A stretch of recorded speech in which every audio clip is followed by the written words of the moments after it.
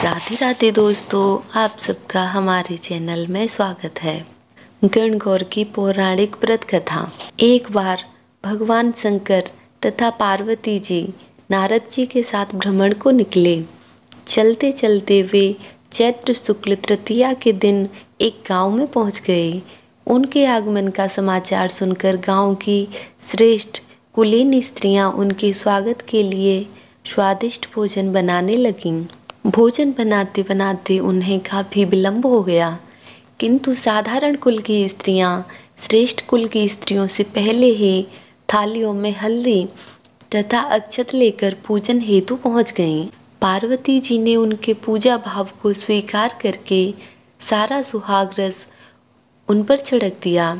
वे अटल सुहाग प्राप्ति का वरदान पाकर वापस लौटीं। तत्पश्चात उच्च कुल की स्त्रियां अनेक प्रकार के पकवान लेकर गौरी जी और शंकर जी की पूजा करने पहुंची। सोने चांदी से निर्मित उनकी थालियों में विभिन्न प्रकार के पदार्थ थे। उन स्त्रियों को देखकर भगवान शंकर ने पार्वती जी से कहा, तुमने सारा सुहाग रस तो साधारण कुल के स्त्रियों को ही दे दिया, अब इन्हें क्या दोगी? पार्वती जी ने उत्तर दिया, प्राणनाथ, आप इसकी चिंता मत कीजिए। उन स्त्रियों को मैंने केवल ऊपरी पदार्थों से बना रस दिया है, इसलिए उनका रस धोती से रहेगा, परंतु मैं इन उच्च कुल की स्त्रियों को अपनी उंगली चीरकर अपने रक्त का सुहाग रस दूंगी। यह सुहाग रस जिसके भाग्य में पड़ेगा वह तन मन से मुझ जैसी सौभाग्यवती हो जाएगी। जब स्त्रियों ने पूजन समाप्त कर दिया, तब पार्वती जी ने अपनी उंगली चीरकर उन पर छिड़क दी। जिस पर जैसा छींटा पड़ा उसने वैसा ही सुहाग पा लिया। तत्पश्चात भगवान शिव की आज्ञा से पार्वती जी ने नदी तट पर स्नान किया और बालू की शिव मूर्ति बनाकर पूजन करने लगीं। पूजन के बाद बालू के पकवान बनाकर शिव जी को भोग लगाया। प्रदक्षिणा करके नदी तट की मिट्टी से माथे पर तिलक लगाकर 2 कण बालू का भोग लगाया। इतना सब करते करते पार्वती को काफ़ी समय लग गया। काफ़ी देर बाद जब वे लौटकर आईं तो महादेव जी ने उनसे देर से आने का कारण पूछा।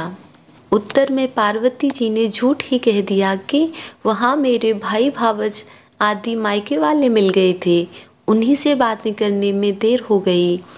परंतु महादेव तो महादेव ही थे, वे कुछ और ही लीला रचना चाहते थे। अतः उन्होंने पूछा, पार्वती, तुमने नदी के तट पर पूजन करके किस चीज़ का भोग लगाया था और स्वयं कौन सा प्रसाद खाया था? पार्वती जी ने पुनः झूठ बोल दिया, मेरी भावज ने मुझे दूध भात खिलाया, उसे खाकर मैं सीधी यहाँ चली आ रही हूँ। यह सुनकर शिवजी भी दूध भात खाने की लालच में नदी तट की ओर चल दिए। पार्वती दुविधा में पड़ गईं। तब उन्होंने मौन भाव से भगवान भोले शंकर का ही ध्यान किया और प्रार्थना की, हे भगवान, यदि मैं आपकी अनन्य दासी हूँ तो आप इस समय मेरी लाज रखिए। यह प्रार्थना करती हुई पार्वती जी भगवान शिव के पीछे पीछे चलती रहीं। उन्हें दूर नदी के तट पर माया का महल दिखाई दिया। उस महल के भीतर पहुंचकर वे देखती हैं कि वहाँ शिव जी के साले तथा सलहज यानी पार्वती जी के भाई और भाभी आदि सपरिवार उपस्थित हैं।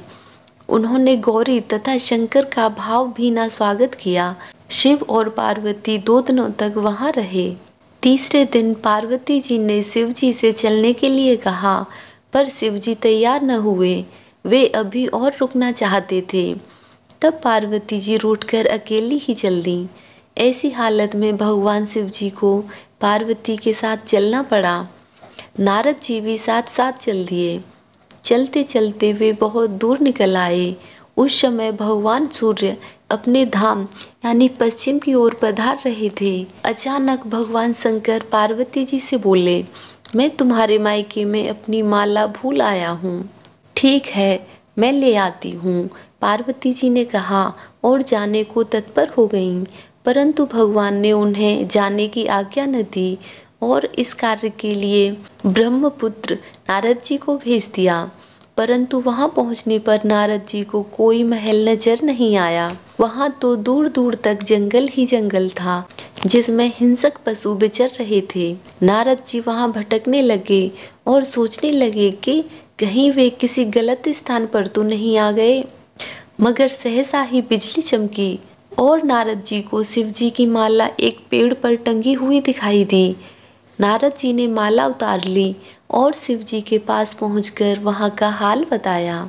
शिव जी ने हंसकर कहा, नारद, यह सब पार्वती की ही लीला है।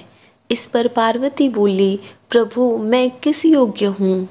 तब नारद जी ने सिर झुकाकर कहा, माता, आप पतिव्रताओं में सर्वश्रेष्ठ हैं। आप सौभाग्यवती समाज में आदि शक्ति हैं। यह सब आपके पतिव्रत का ही प्रभाव है। संसार की स्त्रियां आपके नाम स्मरण मात्र से ही अटल सौभाग्य प्राप्त कर सकती हैं और समस्त सिद्धियों को बना तथा मिटा सकती हैं। तब आपके लिए यह कर्म कौन सी बड़ी बात है? महामाये गोपनीय पूजन अधिक शक्तिशाली तथा सार्थक होता है। आपकी भावना तथा चमत्कारपूर्ण शक्ति को देखकर मुझे बहुत प्रसन्नता हुई है। मैं आशीर्वाद रूप में कहता हूँ कि जो स्त्रियां इसी तरह गुप्त रूप से पति का पूजन करके मंगल कामना करेंगी, उन्हें महादेव जी की कृपा से दीर्घायु वाले पति का संसर्ग मिलेगा। ये थी आज की गणगौर की कहानी।